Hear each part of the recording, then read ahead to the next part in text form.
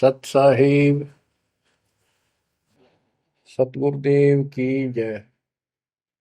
बंदी छोड़ कबीर साहिब जी की जय। बंदी छोड़ गरीबदास जी महाराज जी की जय। स्वामी राम देवानंद जी गुरु महाराज जी की जय हो।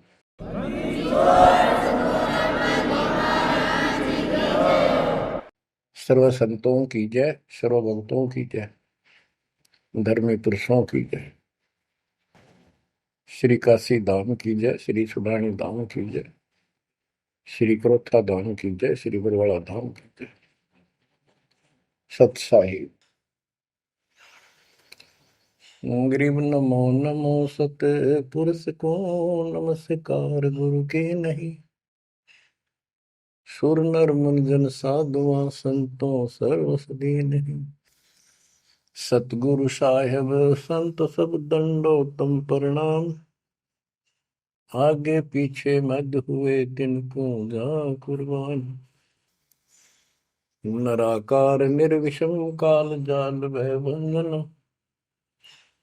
निर्लेपम निज निर्गुणम अकल अनुपेशंदनम। सोहम सुरति समापतम सकल समाना निर्तल। उज्ज्वल हिरंबर हरदम अम्बे पर्व अथाह वार पार नहीं मध्य तुम। ग्रीव दोष मरत सिद्ध होई गणनायक गिरताना। करो अनुग्रह सोई पारस पद परवाना। आदि गणेश मनाओ गणनायक देवन देवा। चरण कमल लाओ आदि अंत करूं सेवा। परम शक्ति संगीत अमृत सिद्धिदाता सोई। अविगत गुण अतीतम सत पुरुष निर्मोही। जगदम्बा जगदीशन मंगल रूप मुरारी। तन मन अर्पो शीसम भक्ति मुक्ति भंडारी। सुर नर मुनि जन ध्यामय ब्रह्मा विष्णु महेशा। शेष सहस मुख गावै पूज्य आदि गणेशा। इंद्र कुबेर सरीखा वरुण धर्म राय जावै। समर्थ जीवन जी का मन इच्छा पल पावै। 33 कोटि अदारा जावै सहस 88। उतरै बहुजल पारा कट है यम की फांसी। कबीर सतगुरु के उपदेश का सुनिया एक विचार। जय सतगुरु मिलते नहीं जाते नरक द्वार। नरक द्वार में दूत सब करते खेचा तान। उनसे कभू नहीं छूटता फिरता चारों खाने। कबीर चार खानी में भरमता कबहू न लगता पार। सो फेरा सब मिट गया मेरे सतगुरु के उपकार। जय जय सतगुरु मेरे की। जय जय सतगुरु मेरे की। सदा साहिबी सुख से बसियो। अमरपुरी के डेरे की। जय जय सतगुरु मेरे की।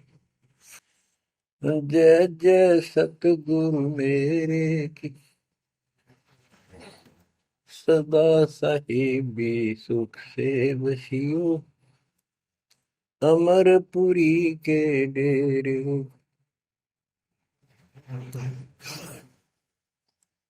निर्विकार निर्भय तू ही और सकल वैमा। यदि साधो और सकल वैमा। सब पर तेरी साहिब, सब पर तेरी साहिबी, तुझ पर साहिब ना, निर्विकार निर्भय, निर्विकार निर्भय तू ही, पूर सकल बना, हे दिशा दो पूर सकल बना, सब पर तेरी साहिब, सब पर तेरी साहिबी, तुझ पर साहिब ना, निर्विकार निर्भय।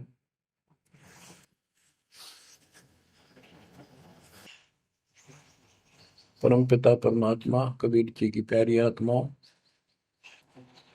परमेश्वर की असीम रजा से, अपने पिता की असीम कृपा से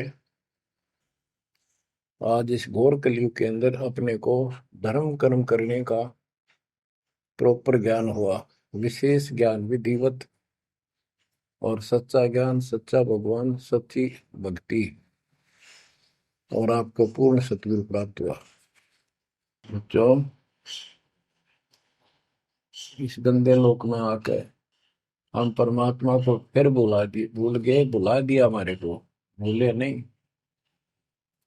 ये त्रिगुण में माया, रजगुण धर्मा से निकल रहा गुण, सतगुण विष्णु जी से, तमगुण शंकर जी से हमारे ऊपर इतना जबरदस्त प्रभाव रखता है कि हम सब भूल जाते हैं और इनसे प्रेरित होकर के सारे उल्टे काम करें। ब्रह्मा जी के गुण से या ठाठ बाट की इच्छा होती है, राजपाट की इच्छा होती है, और संतानों उत्पत्ति बाई फोर्स कराई जाती है, जीव के वश का नहीं होता। और फिर ममता मोह एक ऐसा रोग लगा रखा है, ये सबता लग जाता है। किसी से 10 दिन ठीक से बात कर ले, उससे मोह हो जा, और अपने परिवार में जन्म लेने वाले बच्चों को से तो होना ही होना, हुआ तो 8% सीने से लगाते हैं उनको। तो वो होता क्या है, ये काल का आहार तैयार करवाया जाता है। गीता अध्याय 7 श्लोक 12 में कहा है कि अर्जुन, रजगुण तमगुण सतगुण, रजगुण ब्रह्मा, सतगुण विष्णु, तमगुण शिव जी, इन तीनों गुणों के द्वारा जो कुछ भी हो रहा है उसका निमित्त मैं हूं, मैं इनमें नहीं हूं, यानी मैं इनसे अलग हूं, ऊपर हूं। रजगुण ब्रह्मा से उत्पत्ति, सतगुण विष्णु से मोह ममता एक दूसरे में जकड़ देना, सतीथी बोल रहे हैं इसको, अब टिके रहे यहाँ पर, और तमगुण शंकर से संहार। ये है यहाँ का प्रोसीजर। हमारी आंख कतई नहीं खुलती क्योंकि प्रेशर ज्यादा है, इतना दबाव है, जीव की अवस्था नहीं है। आपको इतना ज्ञान सुना दिया और सुना रहे हैं, इस ज्ञान से आपके अंतःकरण में ये फाइनल हो जाएगा एक दिन। क्योंकि बार बार कोई वस्तु सुनते हैं, उसका धीरे धीरे धीरे धीरे असर बनना शुरू होता है।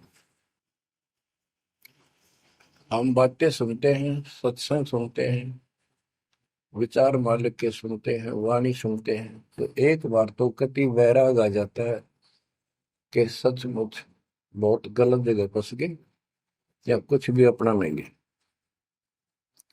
और उसके थोड़ी सी देर के बाद, क्योंकि मेरे को और काम भी करने होते हैं, ये व्यवस्था यहाँ की ऐसी है, तो फिर शाम तक कति भूल पड़ जाती है, बस मंत्र कभी कभी याद आ जाते हैं करने हैं, सुबह दोपहर शाम की वो नियमित सतुति भी याद रह जाती है। बाकी समय हम ज्यादातर अन्य कारोबार के सिलसिले में, रोजगार के सिलसिले में बातें करते रहते हैं। वह फिर से थोड़ी सी भूल पड़ जाती है, फिर जब सत्संग सुनते हो फिर जागृति आती है। ये ऐसे चलेगा, चलने दो। जैसे आपको बताता हूँ, बार बार दास बताता है कि आप बच्चे स्कूल में जाते हैं, अध्यापक आता है, अपना उसका पीरियड लेता है, सबको सावधान करता है, ध्यान से सुनो, लाइन में बैठ जाओ। तो हम बहुत सतर्क होके उनकी एक एक बातों को सुनते हैं, नोट करते हैं, लिखते हैं, फिर याद करते हैं। उसके बाद हम फिर खेलते कूदते भी हैं, बच्चे घर का भी काम करते हैं, माँ बाप का हाथ भी बटाते हैं। लेकिन जो स्कूल के अंदर जो बातें सुनी थी, जो ज्ञान सुना था, वो एक अलग कोने में, मन के हृदय के अलग कोने में डिपॉजिट होना शुरू हो जाता है। और उसके अतिरिक्त हम और भी काम सारे करते रहते हैं जो पहले भी कर रहे थे। एक दिन हम विद्वान बन जाते हैं, वो काम फिर भी कर रहे हैं। इस ज्ञान को रह रहकर सुनने से एक दिन आत्मा कति दृढ़ हो जाएगी कि इस संसार में एक दिन भी रहने का नहीं है, ये संसार एक दिन भी।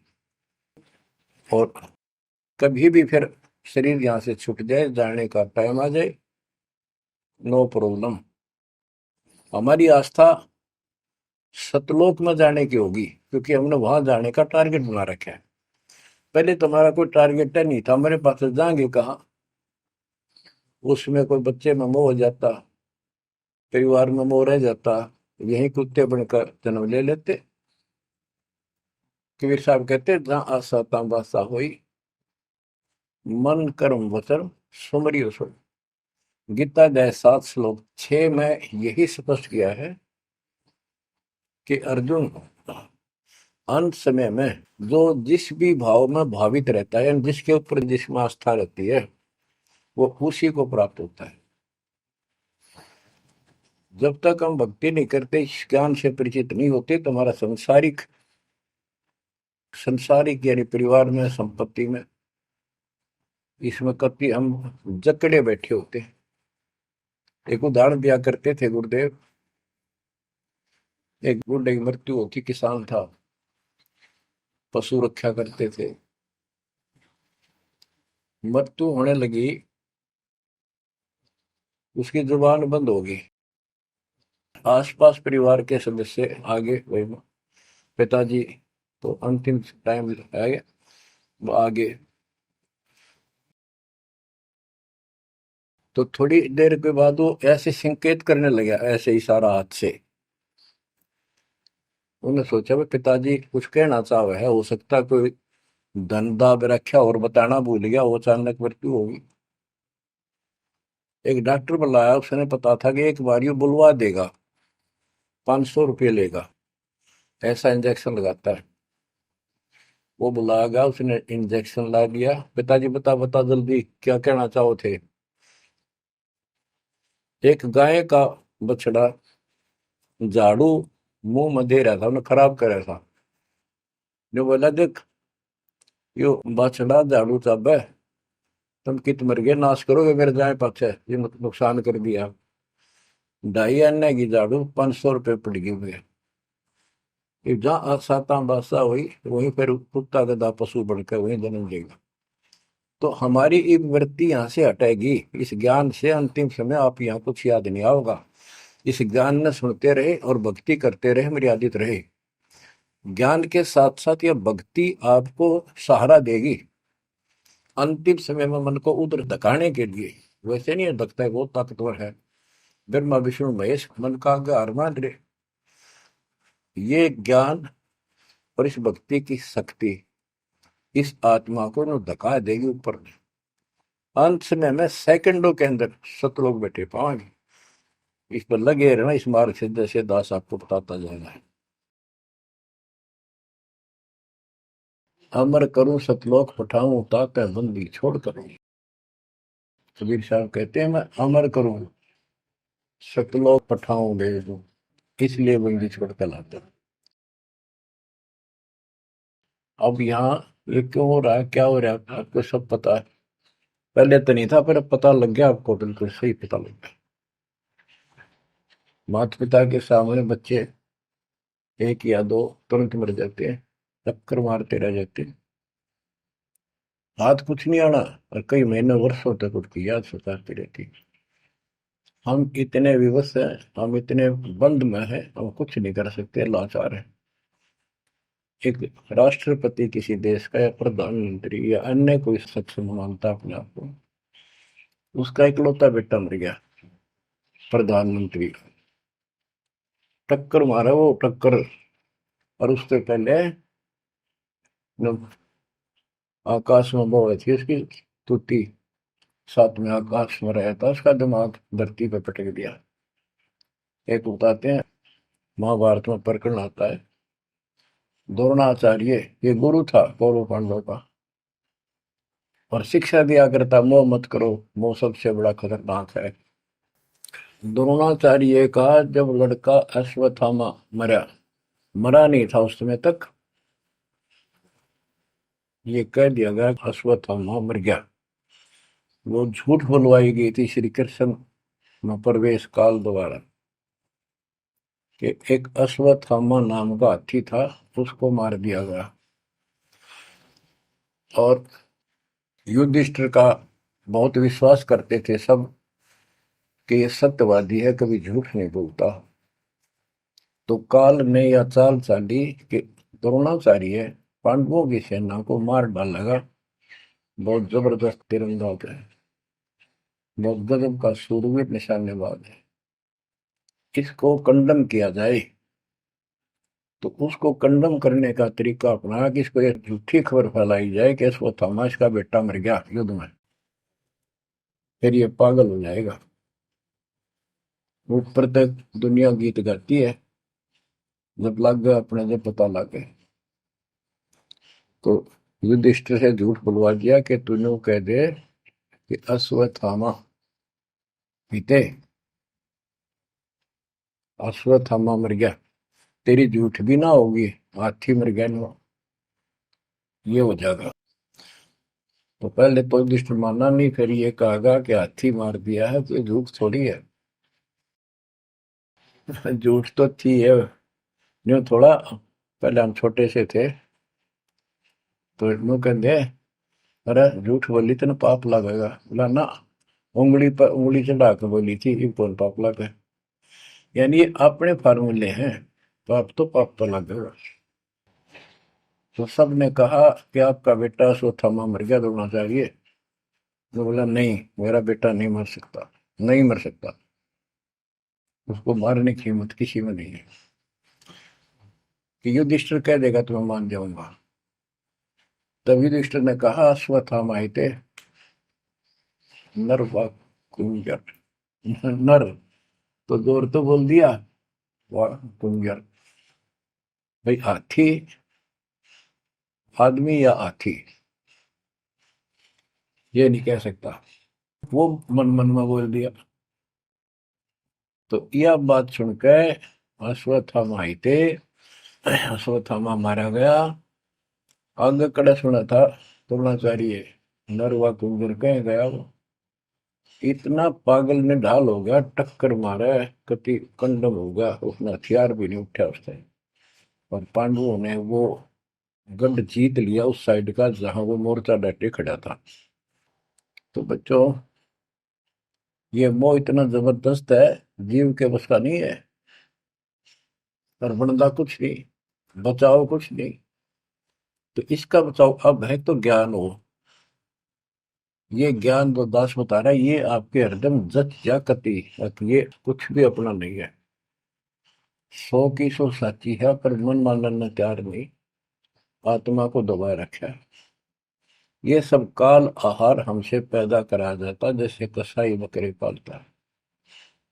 कसाई बकरे पालता है, उनके लिए चरागाह बनाता है, सुंदर तालाब बनाता है पानी पीने के लिए, उनके लिए छाया, गर्मी, सर्दी, ओलों से बचने के लिए शेड डालता है। पहले झोंपड़ी डाला करती थी, तो उस घास फूस के और लकड़ी, अब तीनों का शेड बनाते, पंखे लगा दिए जाते। और ये समझो कि जैसे कसाई ने 3 पाली रखे हैं नौकर, एक बकरे मोल लाके वहां छोड़ता है, दूसरा उनकी पालन पोषण करता है, और तीसरा उनमें से निकाल के और अपने कटवा देता, बेच देते हैं, कसाई को सौंप देता है। ये प्रोसीजर है यहाँ पर। जैसे कसाई कभी कभी आता रहता है, बकरों को देखता है, संभालता है, तो उनके कमर पे हाथ मारता, शरीर पे, और वो उसको अपना एक बहुत हमदर्द मित्र मानते हैं, मालिक मानते हैं। देखो हमारे को कितनी सुविधा दे रखी है, पानी क्या, घास क्या, गर्मी सर्दी से बचने का। वो देखता तो हाथ मार के ऐसे है कि ये कितनी कीमत का हो गया, कितना मांस है इसमें। और वो समझते हैं ये प्यार करे हमारे से, कसाई लाड करता है, वो भी उसको प्रतिफल में जीभ से चाटते हैं उसका हाथ, प्यार करते हैं। और कई कई तो उसके ऊपर पैर फैला कर उसको प्यार देना चाहते, सीने से लगाना चाहते हैं बकरे। ऐसा पशु भी प्यार देते हैं, उसको अपना मांस। वो देख रहा है इसमें मांस कितना है, और नौकरों को बता देता है इन इनको निकाल लो। उसका कोई रहम नहीं है, कितना लाड करो, कितने उसके गुण गाओ। उसने उद्देश्य यही है, उसका मतलब यही था, उनको पालने का। कबीर साहब कहते खाई खुराक का पैन पोशाक का यम का बकरा पलता है।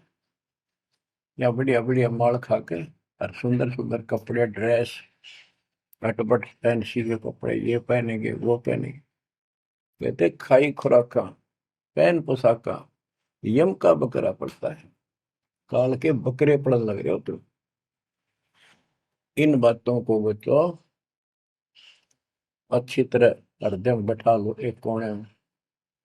संसार में रहेंगे, रहना पड़ेगा,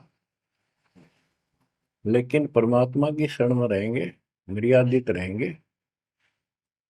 काल का कोई अटैक आप पर नहीं होगा, ना आपके परिवार पर होगा, ना किसी धन संपत्ति व्यवसाय पर होगा। ये सत्कर मान लेना। हम मर्यादा को हल्के में ले लेते हैं, और ये हमारे विनाश का कारण होता है। गलती हम करते हैं, कोई काल का ऐसा अटैक आने का समय हो गया और वो नुकसान हो गया, तो भक्ति और छोड़ देते हैं, हो गया सर्वनाश। भक्ति छोड़ दी, भगवान की शरण छोड़ दी, फिर और कहाँ ठिकाना रह गया। कटी पतंग हो गई। कटी पतंग का कोई अस्तित्व नहीं रहता, कुछ देर उड़ जरूर सकती है, अंत में पता नहीं कि कर का पेड़, बबूल के पेड़ में उड़ के फड़फड़ कर कपाटती है। ऐसे फंसे रह जाओगे तुम इस काल के जाल में, कांटेदार झाड़ियों में, इस गंदे लोग। तो बच्चों इस बात का सख्त ध्यान रखो, यदि आपने यहाँ से निकलना है, मर्यादा ना टूटे। और मर्यादा ये पता नहीं कितने प्रकार से टूट जाती है। जैसे हमने किसी को सेवा दे दी, भाई क्या सेवा कर लो, शुक्रिया दाता का, मजदूरी मिली, खुशी हुई, फिर कह दिया ये त्याग दे, छोड़ दी, दूसरे को दे दी। बता फिर दुख क्यों मानना, फिर दुख मानते। मैं ये समझा, इतना ज्ञान होकर भी तुम ऐसी बातें करते हो, तो शुक्र मनाओ और 100 बार हाथ जोड़ के, भाई बहुत अच्छा, गुरुदेव का आदेश है कि भाई सेवा कर लेगा, मुझे भी और सेवा दे दियो कोई, मेरी नीयत से सेवा करने की। अन्ना मिला तो अपना सबर करे, भक्ति करे, सत्संग में जाओ। 100 सेवा है आश्रम में करने वाले को, बहुत सी सेवा होती है। तो एक बात का बंद कर नहीं बैठना चाहिए। ये प्रार्थना आती है, मेरे को कोऑर्डिनेटर की सेवा फेर दियो, ये भी कमजोरी है। जैसे एक डॉक्टर के पास बूढ़ा आदमी गया, कमजोर सा, जबरदस्ता में अस्थि पिंजर बने जा शरीर का, जाके बता डॉक्टर जी मैं खड़ा होता हूँ तो चक्कर आते हैं, क्या कारण है? डॉक्टर बोला कमजोरी है, वीकनेस ऑफ बॉडी। बोला पिंडी दुख है, पिंडी, पैरों की। डॉक्टर बोला कमजोरी है। फिर वो व्रत बोला जी, मेरे सारा शरीर में भड़कुआ रहती है, यानी सारे शरीर में दर्द सा बना रहता है, चबक चबक नाड़ी करती है। डॉक्टर बोला कमजोरी है। वो वृद्ध गुस्सा होकर बोला डॉक्टर ने, तो डॉक्टर है गम चक्कर है, एक का बात जाना है कि कमजोरी है, कमजोरी है, और भी तुम्हें पता होगा। डॉक्टर बोला ये भी कमजोरी है, this is also due to weakness. ये क्रोध भी कमजोर आदमी ने घनाया कर, यह भी कमजोरी है। तो बच्चों यह सारी ये कमजोरी है जो मर्यादा से नारी हटकर करोगे, चाहे कुछ भी कर लियो। मर्यादा को हल्के में ना लो। जैसे हमने इतने सारे नियम बना दिए, भक्ति करनी है तो इनका पालन करना पड़ेगा, नहीं तो फिर गधे बनकर कुमार के नियम में चलना पड़ेगा। एक कदम भी अपनी मर्जी से नहीं जा सकते, बैल बनकर नाथ डल जाएगी, खच्चर बनकर बग्गी में दौड़े जाओगे, रेड़ी में, फिर चलेगी क्या आपकी मर्जी। असंग जन्म तन मृत्या हो गए, जीवित क्यों नाम रे। दवा दस दर मद मैल मठ बोरे, बोर ना दे धरे रे। तो बच्चों जीवित मर लो, इन बातों को छाती में धर लो, हृदय में बैठा लो, कति मस्तिष्क में। ये संसार आपका नहीं है, ये परिवार आपका नहीं, ये संपत्ति या कार कोठी तेरी नहीं, गरीब काया तेरी है नहीं, ये माया कहां से हो। चरण कमल में ध्यान रख, इन दोनों को खो, इनको भूल जा, अपने गुरु जी के चरणों में ध्यान रख, उनके बताए दिशा निर्देश के आदेश से आधार से अपना जीवन निर्वाह कर। बच्चों आंख खोल लो, बार बार ये बातें बताई जाती हैं। जब ऊक चुक हो जाएगी फिर तो रोना शेष रहेगा, नथिंग एल्स। इस मार्ग में अहंकार इंसान को मारता है। किस चीज में अहंकार करो, माया होगी तो अहंकार होगा, कोई पोस्ट पद ठीक सी होगी तो अहंकार होगा, शरीर स्वस्थ है, थोड़ी सी जान, अहंकार हो गया, एक परिवार में पांच चार लाठी ठाणिये हो गए तो अहंकार हो गया, और अपने बॉडी की ताकत का अहंकार। और भी सैकड़ों कारण है जो इंसान के मन में दोष पैदा हो जाता है। तो ये इंसान का सबसे बड़ा खतरनाक शत्रु है। परमात्मा को अहंकार पसंद नहीं, और छोटी मोटी गलती को माफ कर सकता है। रावण था जिसे अहंकार नहीं छूटा, 10 मस्तक सर भी काट दिए, 10 बार काट दिए तो वापस दे दिए, ले भाई। ये सारा कुछ खेल कबीर साहब का किया, सारा कुछ। ये आत्मा परमात्मा की है, चाहे आज राक्षस है, चाहे कोई कसाई है, चाहे देवता है, चाहे ब्रह्मा विष्णु महेश है, चाहे कीड़ी आती छोटे जीव है, कोई स्त्री पुरुष है, बालक बच्चे, जीव जंतु सब उसके हैं। काल चाहता भक्ति से खत्म हो जा, ये भक्ति में इनकी आस्था खत्म हो, मालिक चाहता है इनकी भक्ति में आस्था खत्म ना हो, फिर तो कति गए काम क्या है। जो भी जैसी साधना मालिक के नाम पर बैठ कर कहीं कर रहा है, उसके पिछले संस्कार से, उस भक्ति से जो उसको मिलना है, उसके साथ साथ परमात्मा उसको सहारा देते हैं। जैसे रावण ने सिर काट दिया शिव जी के निमित्त, तो भगवान के नाम काटा उसने, वो भगवान की खोज में निकला था। साधना गुरु गलत मिलने से उसको मार्ग गलत मिल गया, पिछले जन्म के संस्कारी ही इतने सेक्रीफाइस कर सकते, इतनी कुर्बानी कर सकते, वैसे नहीं हुआ करते। तो पिछले जन्मों में वो भगवान का भगत रहा है, फिर इतना बिगड़ गया कि राक्षस बन गया। तो उस मालिक ने उसको 10 शीश वापस दिए, लेकिन बकवाद करी तो अंत बुरा हुआ। उसके कर्म मद सिद्धि सिद्धि की, उनसे धन दे दिया, वो धन भी यही छोड़ गया। गिरफ्त सर्व सोने की लंका होती, रावण शरण दी, एक पलक में राज विराजी, जम के पड़े दी, मन तो सुख के सागर बसरे, और न ऐसा यसरे। क्या मांगो कुछ थिर न राही, देखत नैन चला जग जाई, 1 लाख पूत 1.25 लाख नाती, उस रावण का आज दीवान बाती।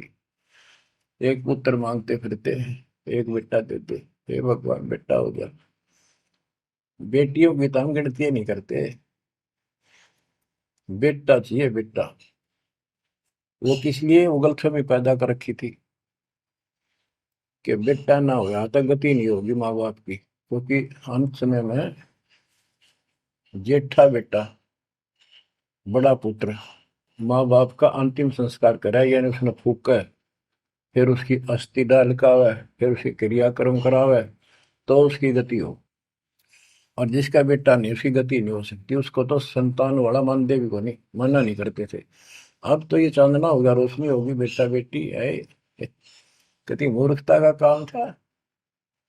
लेकिन काल ने तो उल्टी पढ़ाई पढ़ानी, उल्टा रास्ते डालना, वो होना एक परंपरा बनाकर बैठ गए, वो एक लकीर के फकीर होंगे। जैसे राजा दशरथ का सबसे बड़ा बेटा रामचंद्र था, उसको राज दे दिया,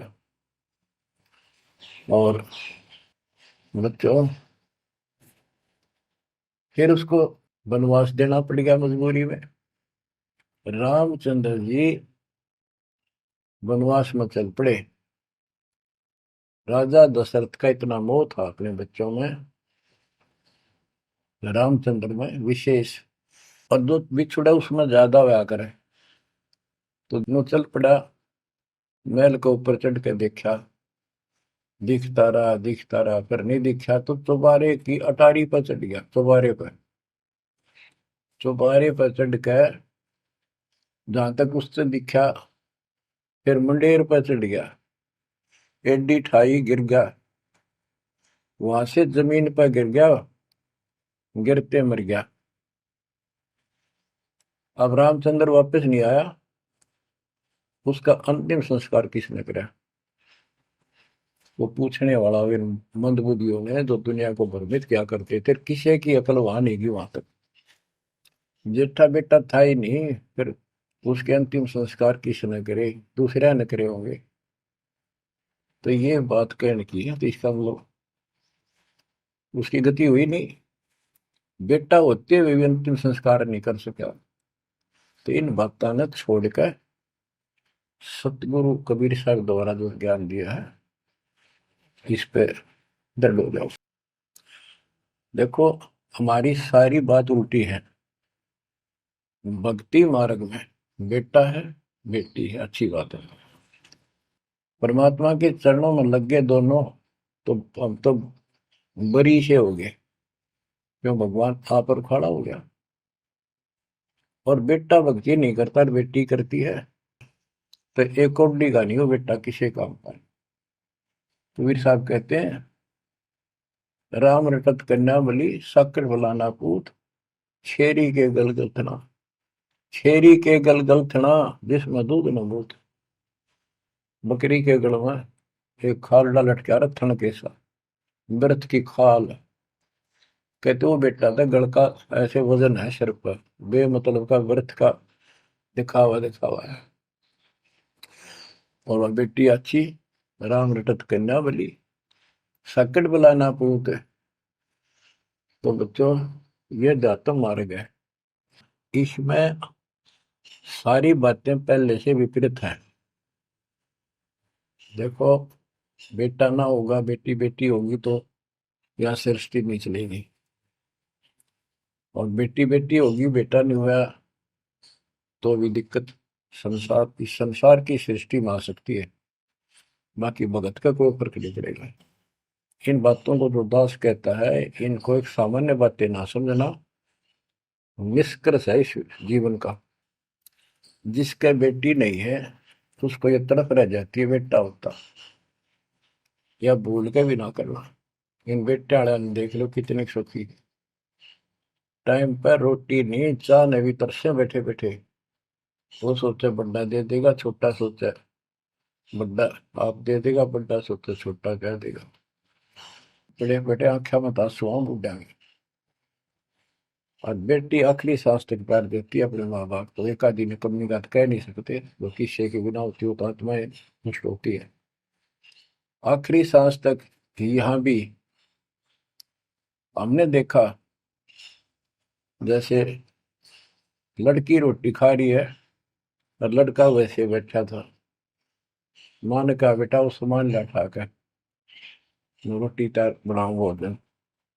बेटा बेटा ना लाऊं, यूं कौन खोया लावे। बेटी तो कहा भी कोई ना, रोटी खाती खाती छोड़ गए। आण की थी एक 10 साल का की होगी, लड़का 12-13 साल का। उठ कर रोटी छोड़ के हाथ धोकर और सामान लाकर माँ को दे दिया। लेकिन फिर भी बेटे में मोह ज्यादा और बेटी में नहीं। इसका कारण यह था कि हमने बेटी को बाहर बना लिया इस गलत रीति रिवाज। बेटी तो 15-16-20 साल की मेहमान होती है आपकी। ये तो परमात्मा की बेटी 2 गुना का सुधार करती है। आगे जाके घर बसावे, उस परिवार को भी सुधारे और माँ बाप के अंदर मोह न्यारा रहे। तो भाव ये है कहने का, अगर बेटा नहीं है ना और भगत है, उसके सब भगवान धरती पर नहीं। प्रथम तो वो है जिसका कति संतान नहीं, वो भगवान।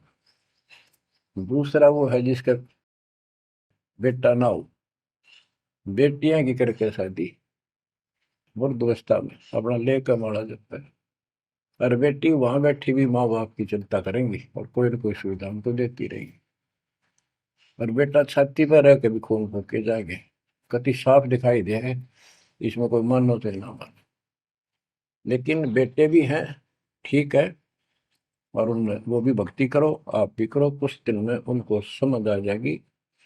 पुत्र वधु भी भगवान से डरने वाली हो जाएंगी, माँ बाप का ध्यान रखें। वैसे कोई विकल्प नहीं इसका, लेकिन इस दुख को हम अच्छा मानते हैं पुत्र ना होने से। हम तो काल ने गधे बना रखे हैं। जितना कष्ट हमें रहे और वजन लग जा रहा है तो हम सीधे चला, और कम हो जाता मानने को नहीं।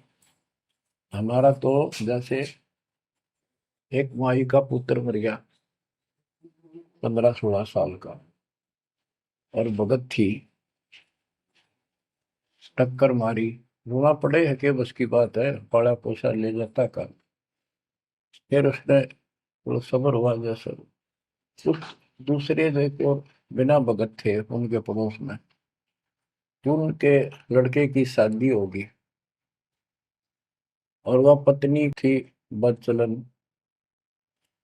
उनको समझाने की चेष्टा करी कि तू ऐसा ना कर, लेकिन वह तो मानी नहीं, उसने वही फांसी खा ली। अब वह भी मर गई और वो बेटा भी जेल में, और वो सारे जेल में। वो दहेज के कारण, एक बेटा था ऐसे ही, उसने बहू को प्रताड़ित किया दहेज लेने के लिए। गरीब घर की लड़की थी, उसने सुसाइड कर लिया। वैसे सुसाइड करना कोई विकल्प नहीं है, इसे गंदे आदमी को छोड़कर कुमारी रह ले, अपने घर पे बैठ गया। तो उस बेटे के कारण माँ बाप ने भी सजा हुई, बहनों तक भी जेल होगी। इसे बेटे ने के फूका है, ईसा तो पहले मर जाता था अच्छा था। लेकिन हम इस बात को मानने को तैयार नहीं है, ना मानने में जब क्या कर लोगे, काल तक आ गया, मारे जाओ टक्कर। तो कहने का भाव ये है कि इन विचारों से अपने मन को सेट रखो। परमात्मा जो करता है वो सही करता है। जैसे आपको बताते रहते हैं, एक बार हजरत मूसा जी, यहूदी धर्म के प्रवर्तक में, से किसी ने पूछा सत्संगी ने कि आज के दिन सबसे बड़ा इल्म वाला यानी ज्ञानी कौन है। उसने अपने आप को बताया, तो उसका अल्लाह बोला, जिसको खुदा मानते हैं, जिसने कुरान का ज्ञान दिया, बाइबल का दिया। कि मूसा तने ये बात बहुत गलत की, मुझे अच्छा नहीं लगा, तुमने अपने आप को कैसे कह दिया मैं सबसे विद्वान हूँ। अब मूसा जी भी अपनी जगह ठीक थे जी, यो ज्ञान आपसे प्राप्त हुआ, आप भगवान खुदा हो, और खुदा जो ज्ञान देता हुआ सबसे उत्तम होता है, मैं उसी के आधार पर कह दिया। बोला नहीं, तेरा ज्ञान तो अल के ज्ञान के सामने फर्स्ट भी नहीं, कुछ भी नहीं है। तो अलखिजर के पास मूसा जी पहुंच गए। अलखिजर जी ने कहा, कबीर साहब थे वो, कि मेरी तो बातों को माननेगा नहीं, विश्वास नहीं करेगा, जो मैं को बातें माननी पड़ेगी, कोई ऑब्जेक्शन नहीं होना चाहिए, और बोल लेगा नहीं, सुन देखता देखता रही। वो बोला, मूसा जी बोले, बिल्कुल महाराज, जैसे आप कहोगे, मुझे सब्र करने वाला पाओगे, कति मैं ऑब्जेक्शन नहीं करूंगा आपकी बातों में। अगर तू खरा उतरा तो ज्ञान बताऊंगा, ना बताऊंगा नहीं। उसने रास्ते में चलते, एक जवान लड़का था, 17-18 साल का, अलखिजर ने पकड़ के और उसकी गर्दन पकड़ के मार दिया। तो मूसा जी बोले, तनिष बेकसूर को मार दिया, तेरा दिमाग खराब है, यूं क्यों मारा तेने, क्या बिगाड़ा तेरा इसको। तो अलखिजर बोला, मैंने कहा था मैं जो करूँ तू देखता रहिए, बोलना नहीं है, मेरी क्रिया पे अविश्वास ना करना। मूसा जी ने अपनी गलती मानी, चल पड़ा। ऐसे ऐसे 2-3 और कारण गए, सब में उसने ऐसे ऑब्जेक्शन किया। आखिर में वो बिना हार गया मूसा कि मैं इस योग्य नहीं, मैं आपकी बातों को अविश्वास करता रहा हूँ। लास्ट बता दिया कि इस क्रिया के बाद तो फिर ऑब्जेक्शन किया तो मैं तेरे से बात नहीं करूंगा, ना पे बताऊंगा।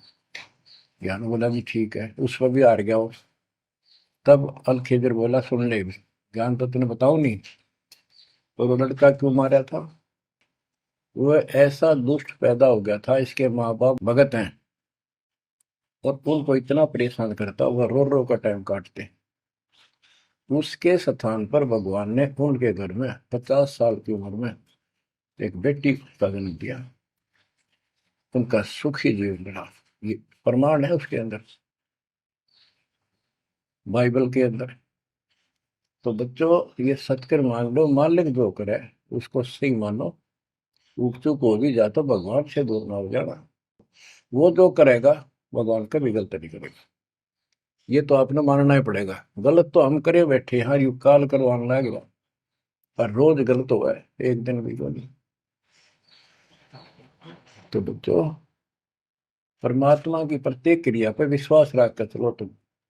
हमने चाहे कितना नुकसान होता दिखे, राज्य करमता राम की रजा दरशीष, दास गरीब दरस परस, तिस बैठे जगदीश।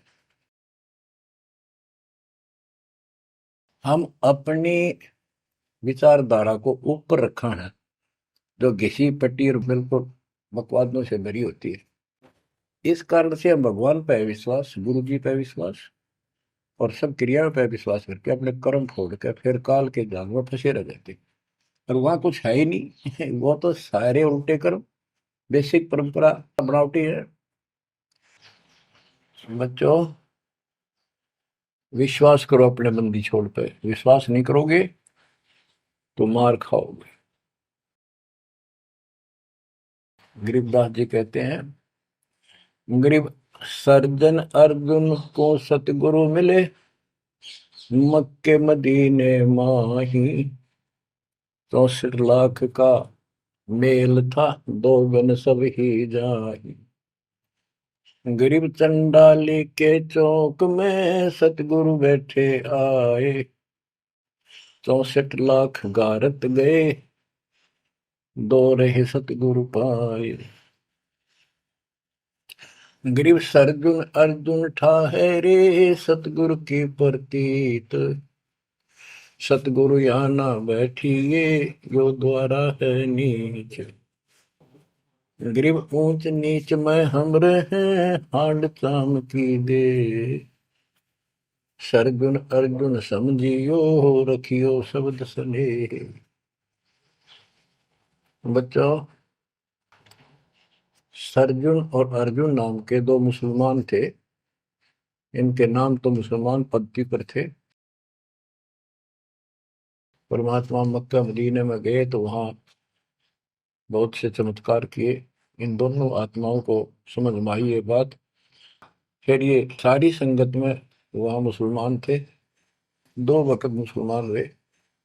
इन्होंने कहा, वैसे तो काफी थे मुसलमान भी, पर ये विशेष दृढ़ थे, सब नियमों का पालन करने वाले थे।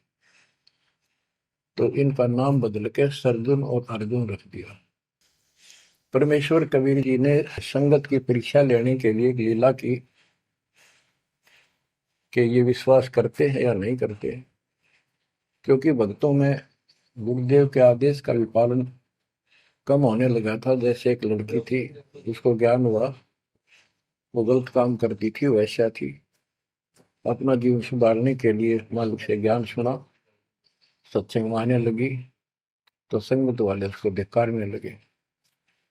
गुरु जी से बताया, गुरु जी ने सत्संग के माध्यम से कहा, भाई आपने इस चीज से कोई लेना देना नहीं, कोई सत्संग सुनेगा नहीं तो आत्मा कैसे साफ होगी, कपड़े को पानी साबुन लगेगा नहीं, उसका मैल कैसे उतरेगा।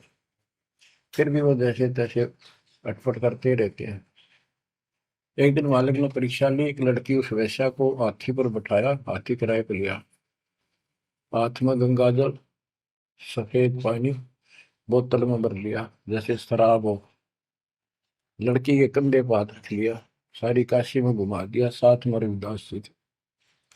तो जितने भी सबको पता चलता है, लोग देखते गए, शिष्यों को बुला बुला के लाओ, देख हम तो क्या करते, वहां पर वैश्या तक जाती है, दुल्हा कैरेक्टरलेस है। पहले तो हम भगवान क्या करते उसको, इतने सुख दे दिए, जिसमें जान निकली पड़ी थी, टोटा दुखी कर रहा था, शरीर में कष्ट थे, कहीं सुबह का रोटी भी नहीं थी, और इतने ठाठ कर दिए गुणे दिनों में। जब तो भगवान थे, आज वो शैतान लगे। ये हमारी कमजोर बुद्धि, जीव बुद्धि की सोच थी। सब परमात्मा को छोड़कर दूसरी साधना करने लग गए। गरीबदास जी कहते, बड़ुआ बड़ुआ सब कहे, कोई ना जाने खोज। क्यों ऐसे किया था उस बालक ने, इसको कोई नहीं समझ सका।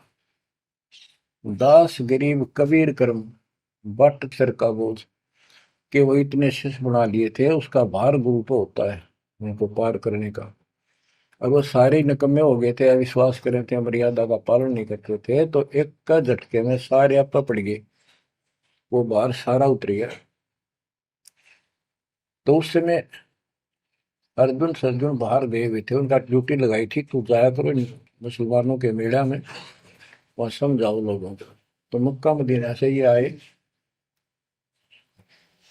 उस समय सारी लीला हो चुकी थी, और कबीर साहब उनकी परीक्षा के लिए उस दिन भी उस लड़की के घर जा बैठे, वैश्या के आंगन में। अर्जुन सर्जुन को बताया कि गुरु जी तब भाई कति गिर गए, जुल्म कर दिया सरेआम, वैश्या के साथ हाथी में घूम रहे थे, शराब पी रहे थे। अर्जुन सर्जुन को विश्वास नहीं हो रहा था कि ऐसी क्या बात कर रहे हो, ऐसी बात कहने से ही पाप लगता है गुरु जी के प्रति, तुम ये बोल क्या रहे हो। तो एक बोला, मैं अभी देख कर हूँ, आज भी वहीं बैठे ना, एक ही ना, तो जा देख ले, देख लो जाके।